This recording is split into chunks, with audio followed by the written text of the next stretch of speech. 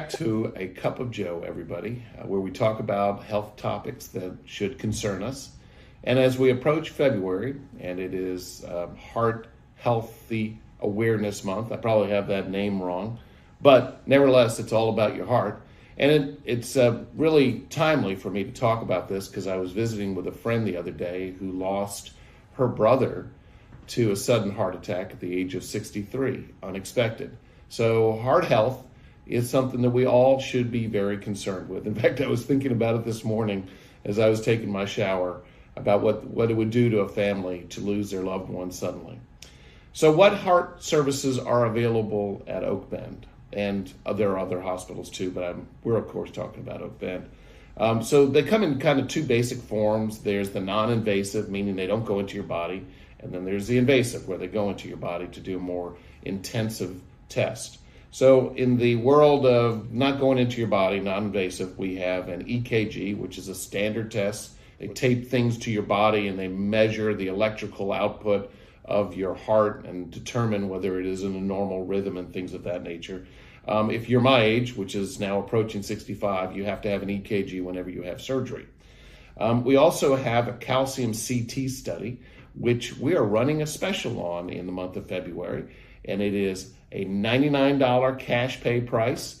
I highly recommend it, especially if you have a history of heart disease. Now, I'm not a clinician, so check with your doctor as to whether your doctor advises you to do that.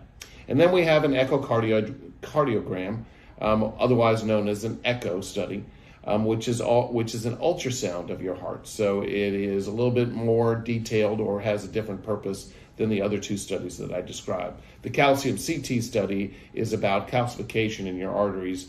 The echocardiogram has a different purpose. And then we have the invasive types of tests that we can run here at OakBend, a TEE, which is a special type of echo. It's used when doctors need a closer look at the heart, and it's done in a hospital procedural room and uses a small probe that's placed in the esophagus to create very clear images of the heart and its structures. And then we have the most invasive, which is a cath. And this is when you go into the cath lab and we run basically a camera up your artery to actually go in and have direct visualization of your heart.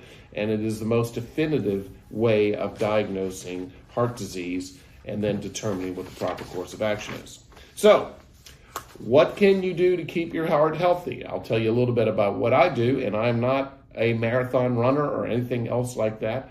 I try and stay active as much as possible. That could involve going to work out. I am unfortunately not a person that works out a lot, but I try and walk a lot. I try and walk around the hospital. I try and walk around my neighborhood. And then on the weekend, I try and stay as active as I can. I don't want to be a couch potato watching football, even though the Texans are pretty attractive, but nevertheless, I try and stay active even when I'm watching TV. And I focus on my weight, because if you look at the factors that influence heart disease, weight is one of the biggest factors, and it is one of the more controllable factors for most of us.